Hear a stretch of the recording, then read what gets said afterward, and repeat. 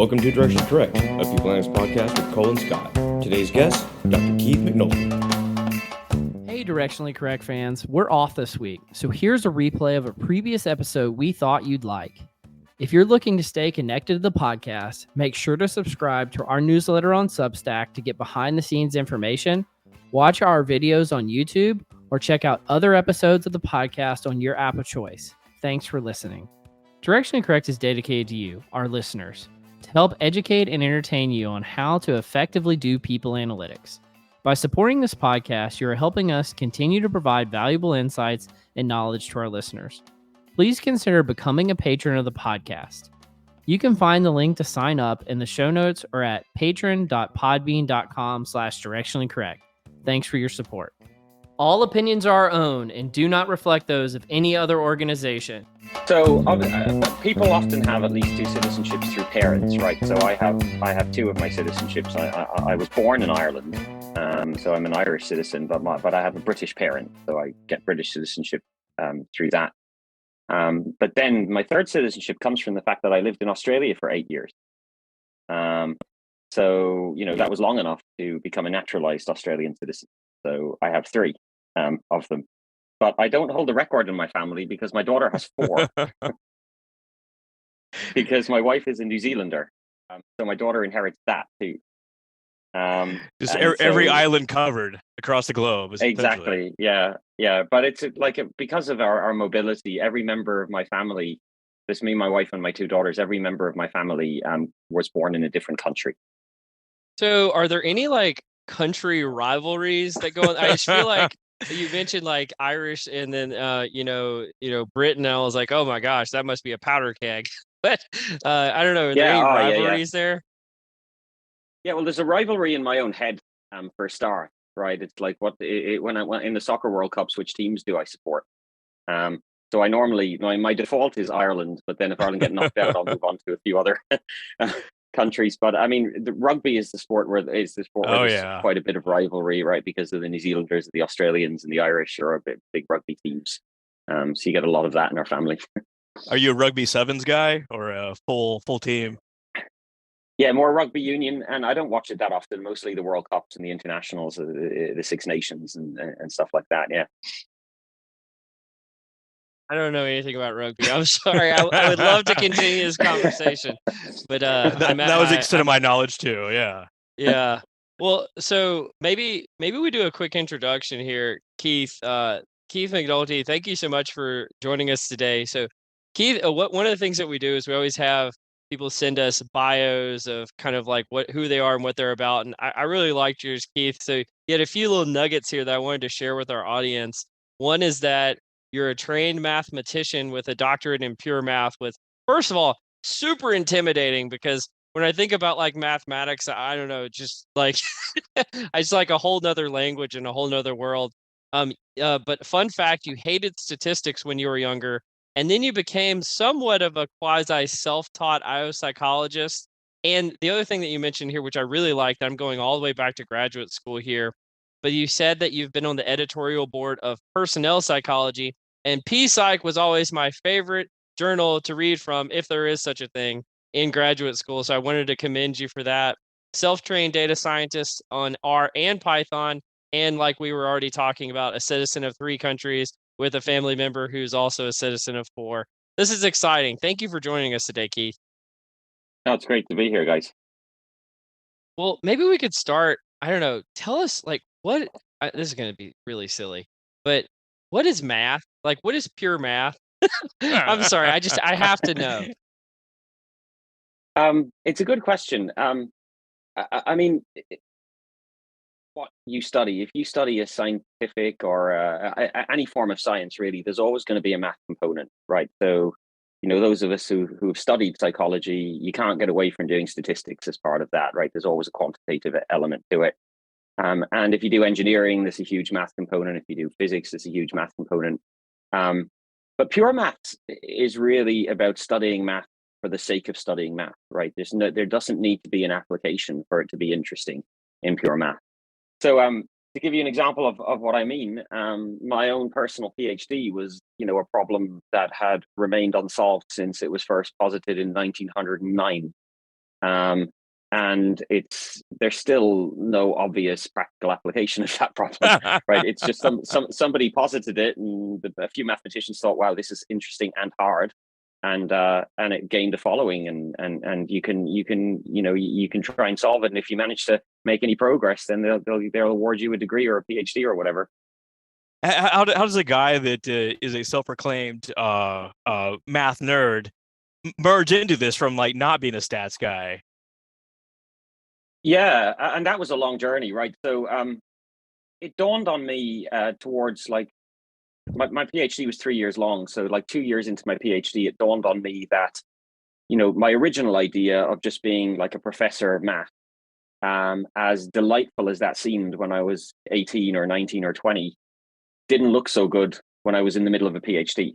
And the main reason it didn't look so good was one of the things that just I didn't realize until I did it was how lonely it is.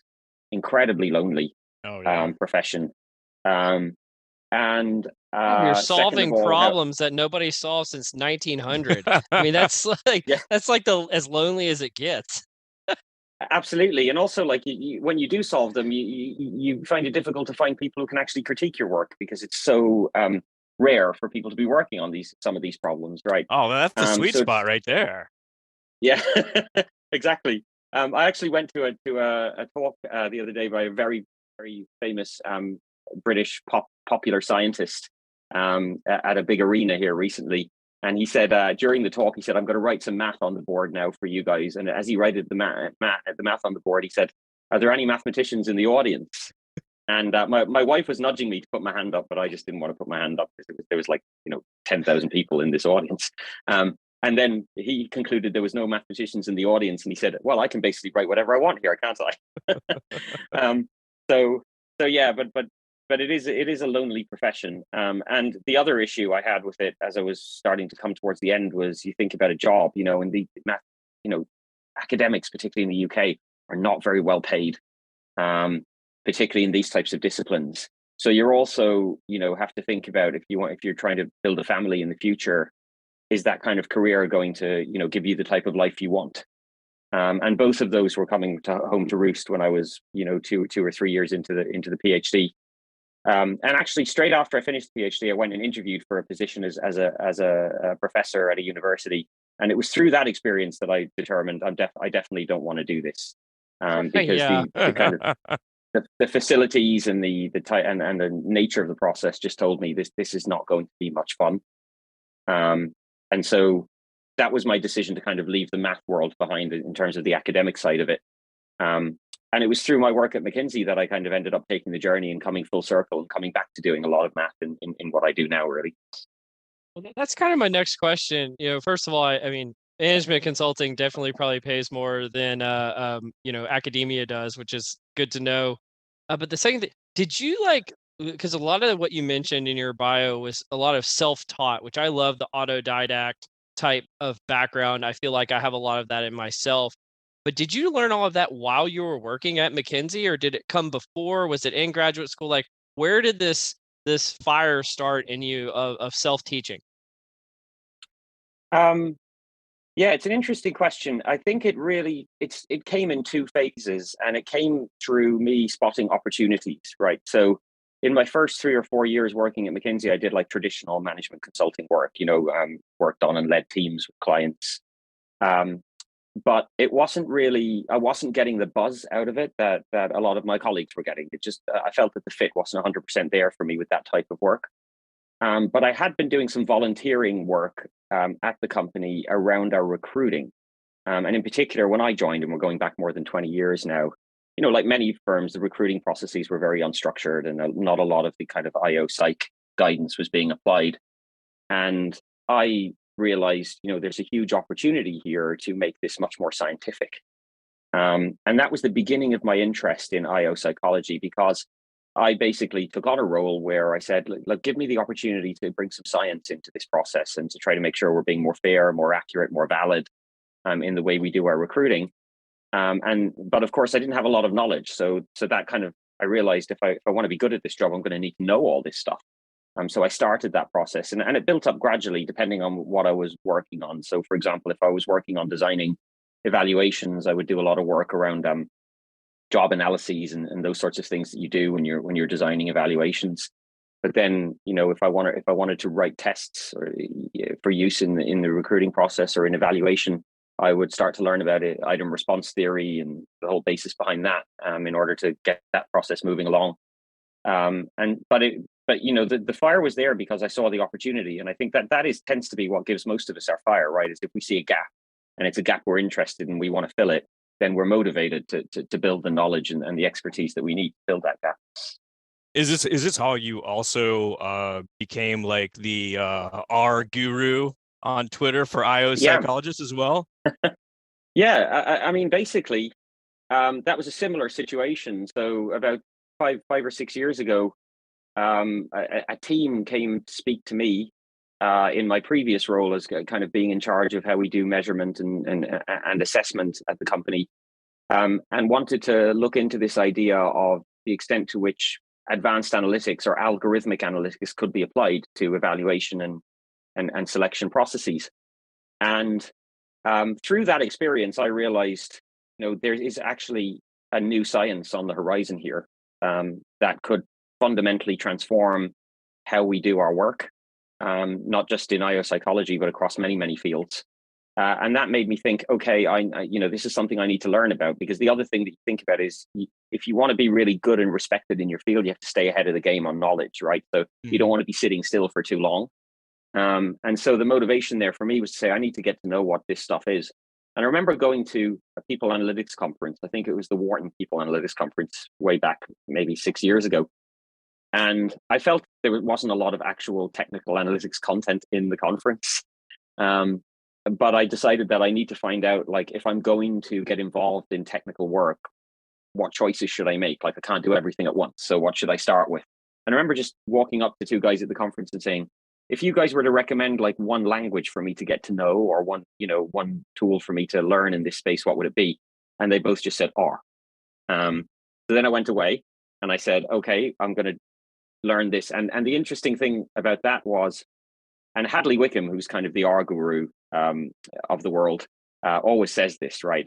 Is that the only way to learn programming languages properly is to have something you need to do with them. Like, if you learn without a use case, you won't properly learn, because the motivation's not there. So I remember going to my colleagues and saying, can you give me the biggest piece of analysis you've got that creates the biggest headaches, that takes the longest amount of time to do, that takes the most amount of FTEs to kind of fulfill it. And I'm going to take that and see if I can develop it in R. And if I can, let's see what the result is. And we ended up, transforming a process which took us 3 months and 5 or 6 people, as well as a whole bunch of administration in terms of printing out paper at the end of it. And we turned it into a process that ran in 30 minutes using R. And once we'd done that, the floodgates opened. And that's when I kind of just decided I need to spend my time on this, because this is really impressive stuff. Yeah, I don't think that people really realize the power of the computer that can be unleashed through R, be it through, it's one thing to, run a logistic regression, write a little line of code or something like that, but also then loop it across variables, et cetera. You could run like 1,000 regressions in 2 minutes if you want. Yeah. I mean, yeah, Cole knows this all too well. Like he'll call me like at 2 a.m. and be like, "Are you using the new R native piping? That's the best practices." I'm like, "Okay, Cole, whatever, man." You're definitely lying. First of all, I'm asleep at 2 a.m. And second of all, that's not what I'm calling you about when I call you. But I appreciate. Oh, we the get these long compliment. discussions about piping all the time. Can't stop talking about piping. You can't make this guy. I do know it's the little what it was the percent signal is the piping, right? Oh, that's old school, not anymore, man. actually. That's old school. That's old school now. Yeah. Yeah. It shows how We have outdated I am. Oh gosh. Yeah. Well, you're not the only one. I a lot of code that I post now, I get people commenting saying, "What is this strange symbol you're using? I've never seen it before." So a lot of people are not used to the new pipe symbol. But this has led you on a journey to where you've now published 2 books, one on general R usage and also one on network analysis as well. Yeah, I mean, the first book is really about explanatory modeling, and one of the things I noticed when I first got involved in this space is there was this absolute obsession with predictive modeling. And in our space, predictive modeling, there's only a very small number of situations where it's valuable, right? Because no predictive model has the level of accuracy that can help you in the high stakes situations we're often dealing with, which is kind of people's careers and lives. You can't get the kind of accuracy from these models where you could safely use them.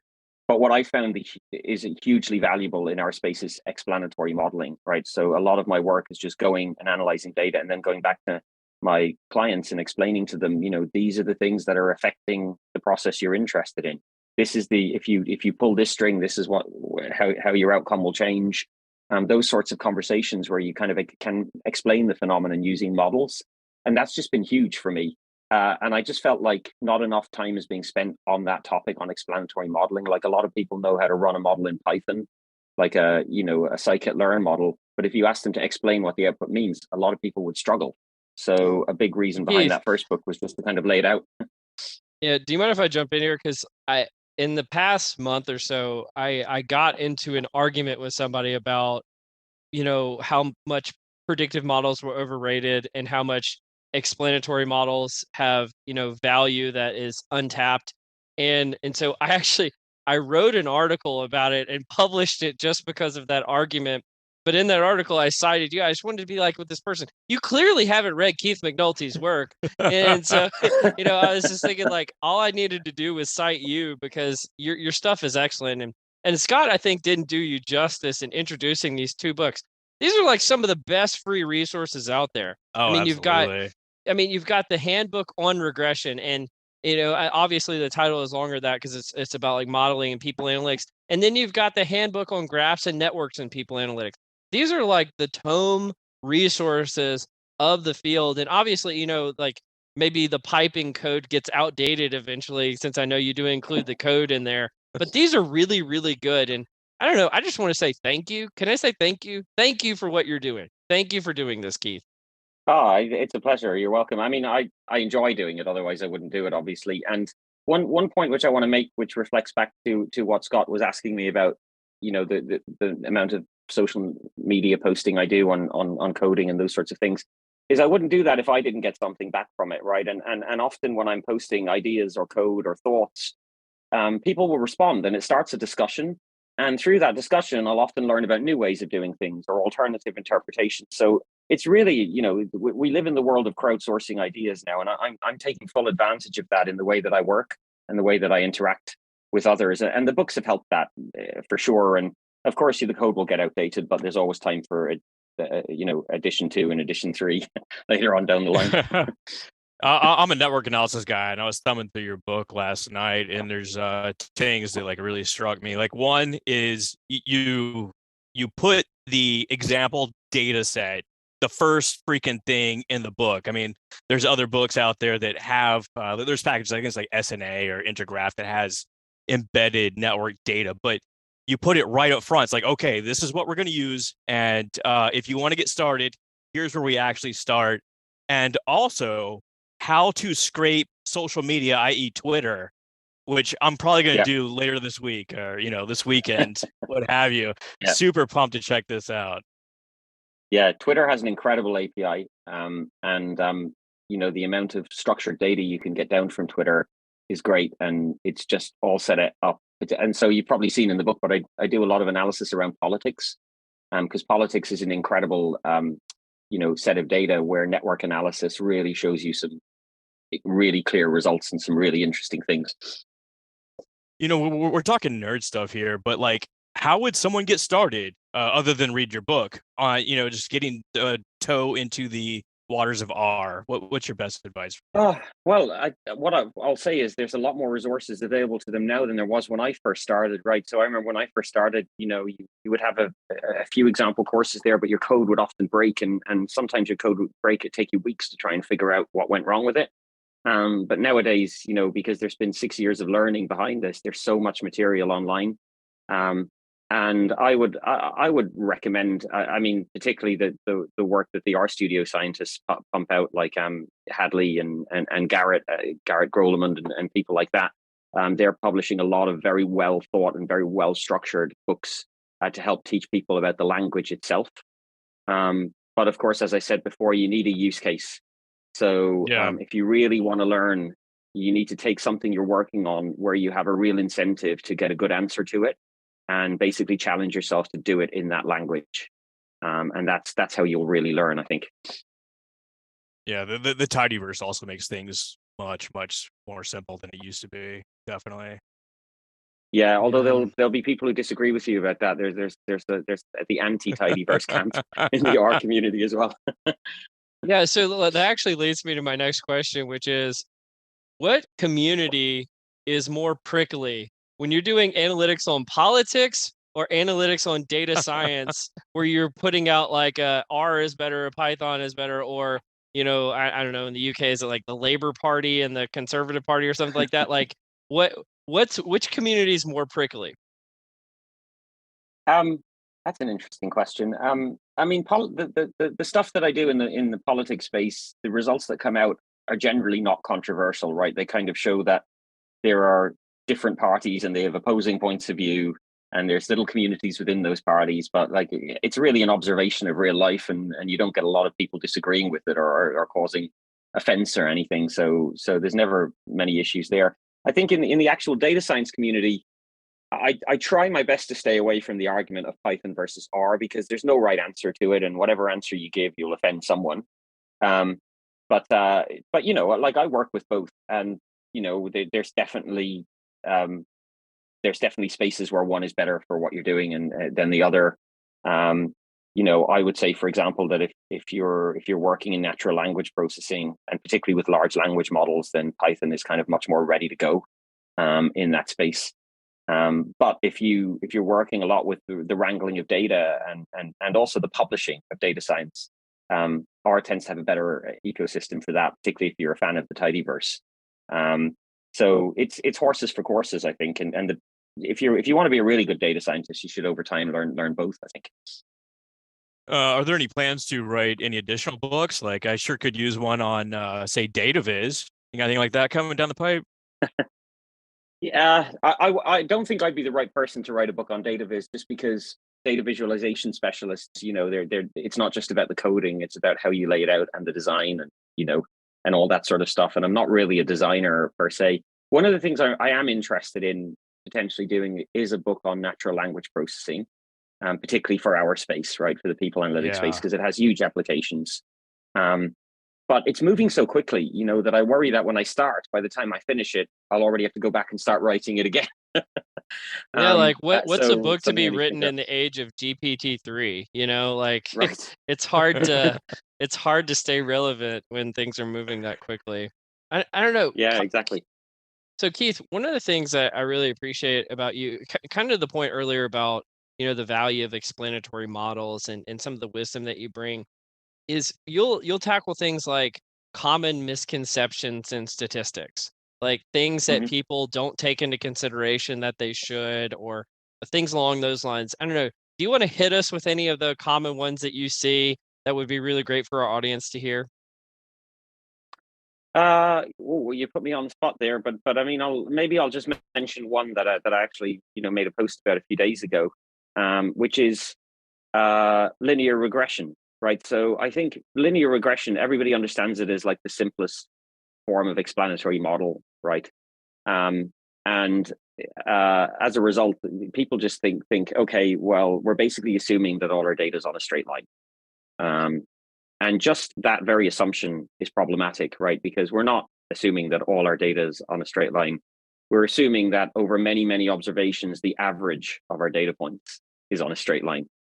And that has huge consequences. And one of the side effects of not understanding that is that when people see the word confidence interval, they think that when the model spits out a confidence interval for a particular data point, that the data point is going to be between 95% chance it's going to be between those two ends of the confidence interval. But that is actually wrong. What the model is saying is that over many, many experiments, the average of this data point will lie between that confidence interval. There's a much wider interval for any single data point. And that's what we call the prediction interval. And a lot of people just don't know that. Like a lot, when I show people how to generate a prediction interval, they'll often say to me, "I never even knew that you could do that." Yeah. So that's a surprising one for me. It's actually something because I had to figure that out myself as well. I'm glad you brought that up. I have this might be a really deep question or it might be a really stupid simple question. But you have a math background, and I was actually thinking about this. Shows you the random things I think about. I was thinking about this the other day. Why is regression the most simple form of modeling? Like, is it possible for there to be a more simple form of modeling out there? I mean, there's always a possibility for your models to be simpler, right? I mean, to give you an example, if you have a binary outcome, 1 or 0, true or false, right, that you're modeling, a statistician will tend to go straight to binomial logistic regression for that, which has like a mathematical foundation Yeah, to it exactly. around the logistic function. But actually, you could, a lot of people will say to you, I will choose a simpler model, which is a linear probability model, right, where you're just modeling the probability on a straight line. So it's a fudge between binomial regression and linear regression.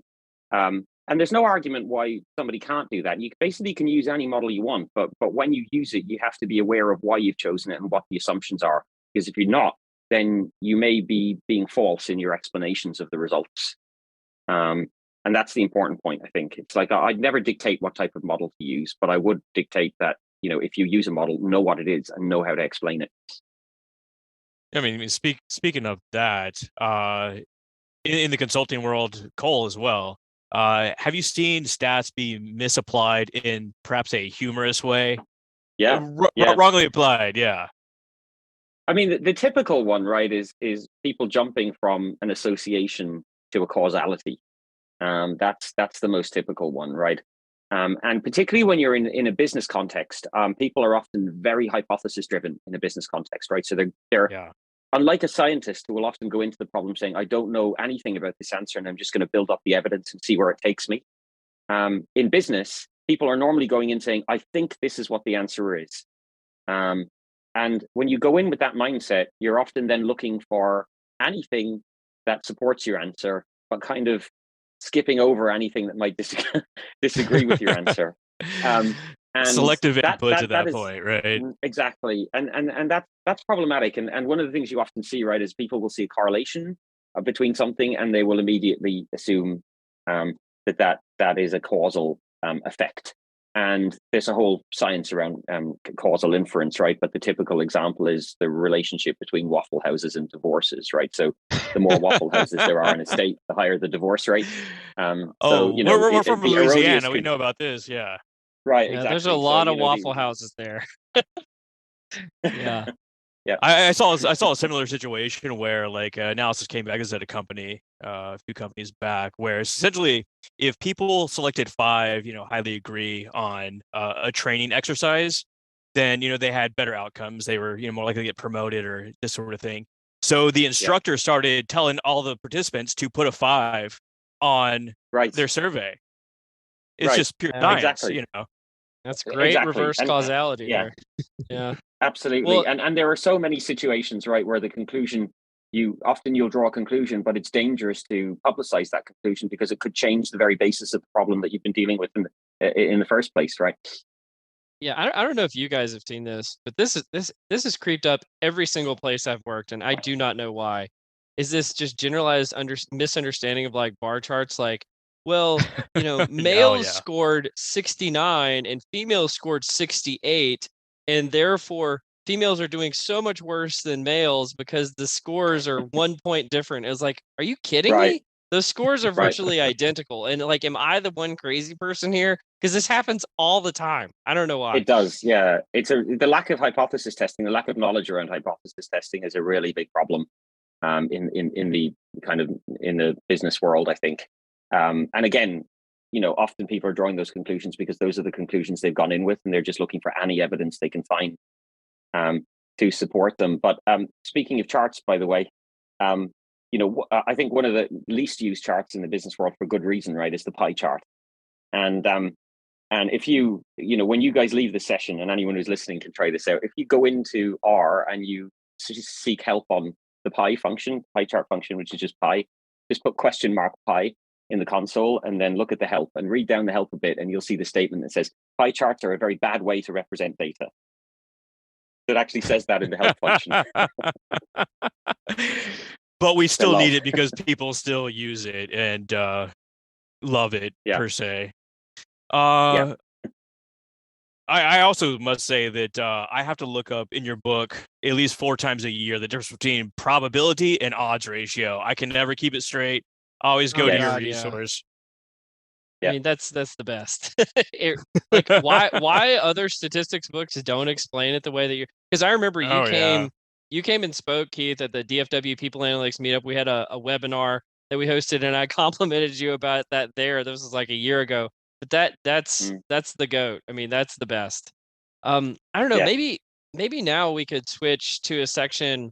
And Keith, I don't think you've listened to these before, but we have a section called the nerdery, which is where we bring up different, let's call them nerdy topics that we want to cover. I don't know, Scott, I think you had one about college professors. Do you want to start there? Oh, I wasn't going to start there, but we can. Well, let's not start there. Let's start with something else. There. Let's start with something else then. I didn't have that pulled up. Have you guys ever worked in an open office environment? Actually, no. Yeah, I mean, I have. I mean, basically, in our company, it's moved over the last couple of decades from, we used to be grouped into offices, but now most of the space is open space, and the rooms are for booking for meetings, for private meetings, or those sorts of things. So, I've certainly seen that change occur a lot over the last 20 years.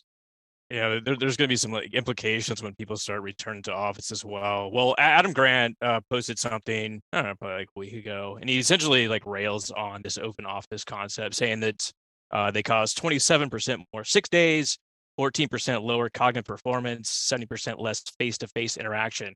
That's the really surprising one, because these are essentially designed to enable face-to-face interaction. But I mean, I don't know, you sit down at a table next to some dude eating corn nuts or something like that, and you just wind up putting your headphones on and trying to shut out the world, essentially. It sounds like an experience you've had, Scott. Are you talking from experience there? Are you the corn nut guy or the guy that sits next to the corn nut guy? I used to go over to our IT area, just kind of walk through and look at these miserable souls, having to sit shoulder to shoulder to people at their computers. Yeah. Well, I mentioned, I've never actually sat in one of those areas, but that's not an accident, because any job I've interviewed for that actually had an open office set up, I've said, nope, not doing it, because I just see this. And then my one cynical take, and I know I've shared this on the podcast before, is, the genesis for open office plans, the cover story was that it was about, creativity and kind of creating serendipity and all that. But the reality was it was all about cutting costs from a real estate spend, because you could pack more people into a smaller amount of area with an open office concept. And I know that's might be the exception to the rule, because some companies do spread people out, but I think it's all a cover story. I don't know, Keith, do you have any experience with this? Did you meet Adam Grant at that Wharton conference that you went to back in 6 years ago? I know Adam quite well. I've interacted with him and worked with him on a few things in the past, and I think often the statistics and the research doesn't necessarily explore why we're seeing these outcomes, right? And for me, that's the most important thing. And often our own experiences, if we have them, can drop some hints on that. I mean, I don't know about you, Scott, being in open office environments, but the likelihood is that you're going to camp down near people you don't really know. And as a result of that, you're less likely to talk to them, right? Or get into social interactions with them. Whereas if you're in an actual office, a shared office with other people, then often you're all in that office for a reason. And even if you're not, because you're in there every day, you're going to get to know each other.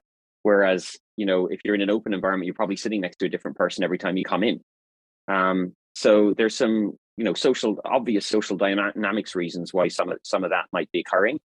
And that would also lead me to conclude that, if you're allowed to, I mean, why come into an office if you're not going to interact with people, on a frequent basis? You might as well stay at home, right? Which probably, could drive higher absenteeism. So the reasons behind it are to me, are kind of more interesting than the statistics themselves. I think there's a psychological component here as well. It's like if people did come in every day and talk to someone new, I mean, now you're sharing ideas, meeting new people, feeling more embedded in the organization, this sort of thing. But I have a feeling that people essentially just camp out at a spot, and you Right. walk in the office like, oh, that's where Cole usually sits, or this is where Right. Amy usually sits, or whatever, and it's not really as interactive as it could be. In fact, I saw a network, and I'll have to dig this up for the show notes. It was a network analysis article based on a quasi-experimental study, a natural experiment, where a organization went from a standard cubicle setup to a open office environment, and they put those sociometric badges on people so they Yep. can measure how Yep. close you are, like how long you talk, this sort of thing. And they found that people essentially put headphones in, they started communicating virtually. They just stopped talking to each other. It had total Yep. backfire effect. Yeah, absolutely. I mean, I can only speak to my own experience, which is that I love open space offices. I love the space. It just does something to helps me open my mind or something which I can't understand. But in our London office is lucky enough to have huge, big, high ceilinged open spaces, which I love working in. But the reason I go into the office really is to get away from my kids, because I've been working at home a lot over the pandemic, and your kids kind of they don't understand the boundaries between work and life. So at least when you're in the office, those boundaries exist by default. So I try to do it whenever I can. Thank goodness your kids aren't listening to the podcast. My goodness, how offensive, Keith. No, I'm kidding. I'm kidding. Well, here's Well, kind of yeah. another kind of like pandemic-y related topic. Scott and I found this Nature article, and for those of you who are not, scientists by nature, that was no pun intended there. Naughty by That nature. Yeah, that there's really two premier scientific journals around the globe. One is Science, and the other is Nature. So when you find like a finding that's come from one of these journals, usually it's considered one of the most robust findings that's out Yeah. there. And this Nature article, it talks about how Zoom, or let's just call it video chatting in general in the workplace, is killing creativity. And I'll read the last line of the abstract of the article. It says our results suggest that virtual interaction comes with a cognitive cost for creative idea generation. And so one of the things that we've kind of had a running debate on the podcast about is kind of like the whole return to office, not returning to office, staying remote, and like kind of the cost and the benefits and the first and second and third order consequences of these decisions. And so I don't know, what do you guys think about this, that if you have a remote first company, what that's doing to creative ideas, especially if you're trying to be an innovative organization? Yeah, I mean, I again, my reaction is always to try and think about what's driving that observation, the results of that research. What are the causalities underlying it? And it's a surprising result, to be honest, because you would expect that if you're remote, you have more time, available to concentrate and think, which should lead to greater creativity. But it also could be affected if the environment you're working in is full of distraction as well. Yeah. But which is often the case, I think. But it's a really surprising result, and it's not obvious to me why that would be the case. You're coming to this a little bit blind, Keith. The article is absolutely fascinating. They use this eye tracking software, and they essentially found that people are focused on their screen. Like I don't know, like whenever I'm on a Zoom call or video conference, I just kind of stare at myself the entire time. Mm, And this places a cognitive load on people, which reduces their recall and ability to mm. think clearly. I've also said that, like, as soon as I hop on a call, my IQ drops like 20 points. This is sort of like self-affirming sort of study From here. 80 to 60, Scott? No, I'm kidding. Oh, I'm I giving you a hard time. wish. I wish I Yeah. had that high. I wish. Yeah, No, yeah. I don't know. And I guess I'm a bit biased on that because as a computer programmer, I'm staring at a screen a lot anyway, irrelevant of whether I'm on calls or working remotely. So yeah, I'm guessing for non-computer programmers that difference could be quite substantial. Yeah. I'll just speak from my kind of own personal experience here, but I do find this to be a real finding, but it really comes from an old finding, which comes from like the Lean Six Sigma type of research, which is around task switching. So that usually when you have to switch from one task to another task, you have like a 50% kind of refractory or reset period that it takes to get back up to speed. And so I find that if I'm in any kind of like creative outlet in this type of environment, and then a Slack message pops up, or I have to jump on a Zoom call and then jump back off, I get interrupted and I can't get back up to that really high baseline of creativity. That's kind of been my own personal feeling on this. Yeah. Oh, absolutely. I mean, I Absolutely. think it's similar with a lot of deep cognitive processes, right? For example, if I'm in what I call code flow, right, which is where I'm deep into hacking a piece of code or trying to get something working, and then I suddenly have to join a call, I know that when I leave that call, I may not be able to restart it again until the next day because it takes such an effort to get back to where you were at that concentration level. Yeah, there's some estimates that say it might be 20, 30 minutes before you can actually, refocus yourself after a Zoom call. Yeah. There's also the element of like, if you're trying to collaborate with somebody via Zoom, like it's just not the same. Like you can't read their body language. It's harder to interrupt people. The collaboration tools like whiteboarding just isn't the same as being in the physical room and writing on the wall, these sort of things. You mind if I go kind of Yeah. random here for a second? This is not I something love we it. intended to talk about today, but I have seen some people in the academic sphere writing about this, and then I know very publicly Meta has talked about this as well, that they think that they're going to augment kind of the Zoom environment with AR or VR, so like the virtual reality or the AR. I imagine that's going to be just as glitchy as a Zoom call is, and it's going to be just as hard. But I don't know. Do you guys think that that's the future in terms of a remote based environment that we're all wearing haptic suits and we're talking to each other and I get to see your arms move like a robot kind of. I don't know. What do you think? Is that like is it going to be dystopia or utopia? Yeah, I mean, I think your question there, Cole, is like a microcosm of the entire debate around the direction that Meta is going in, right? And the focus that Zuckerberg is putting on the metaverse. I mean, half the community thinks it's a visionary, and half the community thinks it's completely mad, right? I personally, I personally don't. I think a lot of augmented reality that we see currently in the world today is more gimmicky than useful. And I worry that would be the case when it's applied to kind of work-based interactions. Because let's admit one of the benefits of remote interaction, right, in Zoom is the fact that you can, you don't have to be seen if you don't want to, and that gives you a lot of freedom. Because sometimes people are not feeling well, or they're just not in the mood, and they don't want to go on screen. Well, And if you go into an environment, if you go into an environment where there's a lot of augmented reality and stuff, then that just creates a pressure for you to be, for your image to be present in that environment, and that would worry me a lot in terms of what the expectations on employees that are working remotely.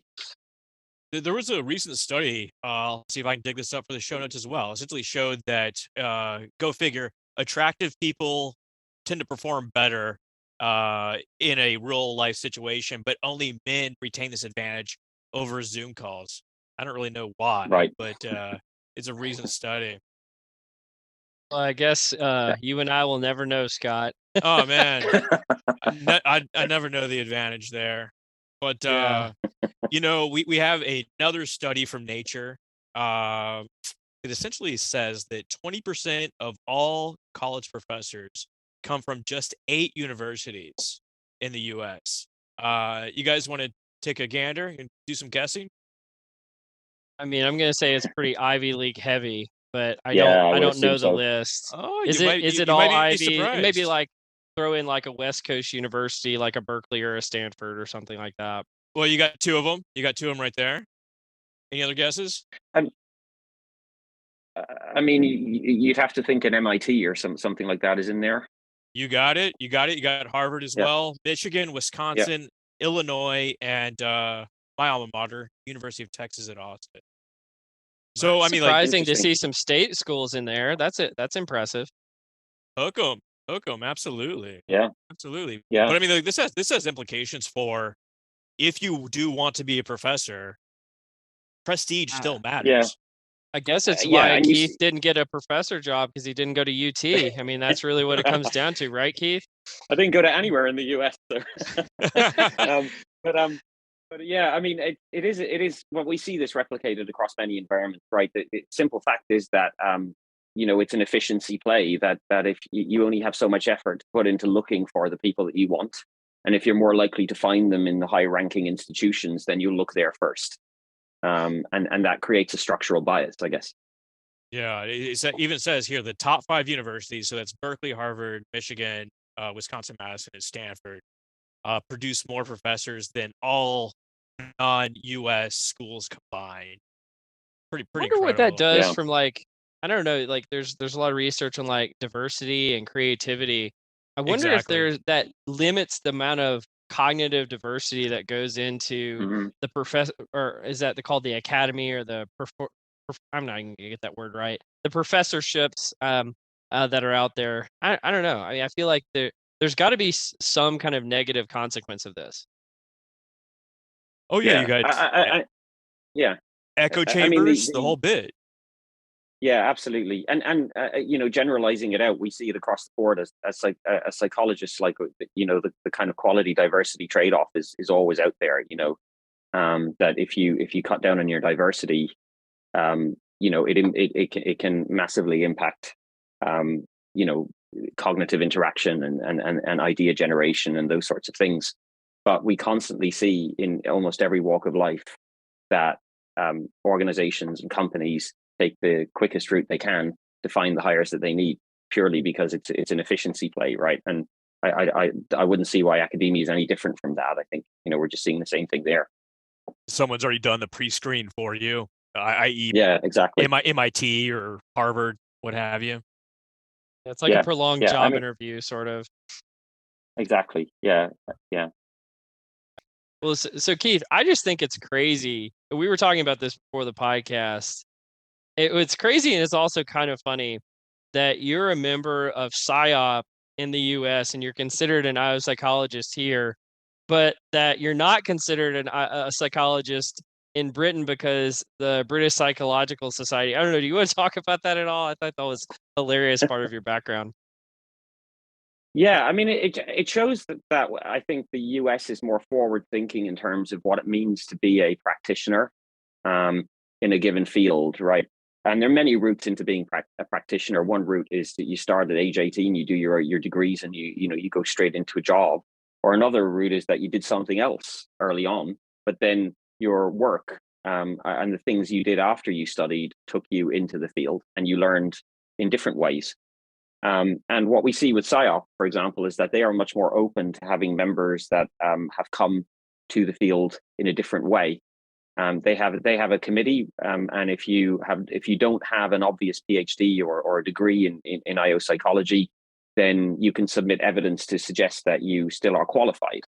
And the committee reviews that and makes a decision to determine whether they view you as qualified, despite the fact that you don't have the traditional qualifications in the field, right? But there's no such process in the UK. So the UK is pretty strict in terms of how they charter membership, and they just say if you don't have an accredited or approved degree, you cannot be considered a part of. You cannot be considered a chartered psychologist. You can't join the society as such. I'm a much more in favor of the US way of thinking, because nowadays people come to their disciplines in many different ways, and we need to be open to that. Well, Scott and I, as both as full members of PSYOP, we're very glad to have you, and we look poorly upon the Hogwarts rules that the UK is engaging in their society. So, we're like, come and join us, Keith. We'll take you on this side of the pond. Fantastic. Well, Keith, it's been an absolute pleasure having you here. How can folks get in touch with you if they want to reach out? Social media is probably the easiest way. I'm active in 3 routes on social media. I use LinkedIn for a lot of kind of business analytics related posts. There's a really burgeoning analytics community. A lot of people say that LinkedIn's kind of declined in quality over the last few years in terms of what you find on there. But I think one of the things that has been maintained is there's a lot of really fun and interesting conversation around the analytics space on that platform. That's one route. I do a lot of posting on Twitter as well, particularly around highly technical stuff. There's an excellent R community on Twitter. And then my Medium blog is another route. So I tend to write a lot of my longer thoughts via my Medium blog. And so people can always find me on there as well. Yeah, I think LinkedIn took a tumble when I joined, essentially when it went downhill. Yeah, Yeah, I mean, I I knew there was started something publishing there. articles and the quality went way down, you know. So, well, Keith, thank you so much for joining us today. This has been quite a pleasure, and I just can't thank you enough for what you do for our community. I don't know, Scott, any final words before we give Keith the last word on the podcast? Go out, read Keith's book, donate to his charities. Oh yeah, I forgot to ask you about that, Keith. Like this is, I really got inspired by this. I didn't know this in the past when you and I have chatted, but I found out through a little birdie that all of the I guess income that's generated through some of your endeavors, you actually donate to charity. I don't know. Do you want to talk about that at all? Yeah, I mean that's something I've been that's been important to me since day one, right? So the reason that I know all the things I know now and the reason I have this expertise is because I got it from the open source community, right? So I learned it all from volunteers. So it doesn't feel right to me that then I would use that knowledge to, further my own financial situation because I got it for free. So I should give it back for free. But nevertheless, and I do give it back for free in the terms of it's all available online. But where there is revenue to be made through publishers and things, then that can also be used for a good cause. And that's where I thought, I'm not going to say no to putting it into print. But if I do put it into print, I want to make sure that whatever revenue is generated goes to something useful. And so over the last couple of years, it's been going to various, charities to kind of support diversity in programming, but also the situation in Ukraine and various other things. And that's really important to me, and I'm going to keep doing that. Keith, I think that's a delightful place to stop. Thank you so much for joining us today, and thank you so much for what you do for our field and for just the world as a whole. You've been Absolutely. listening to Directionally Correct, People Analytics Podcast with Colin Scott. Thanks for joining us today, Keith. Thank you, guys.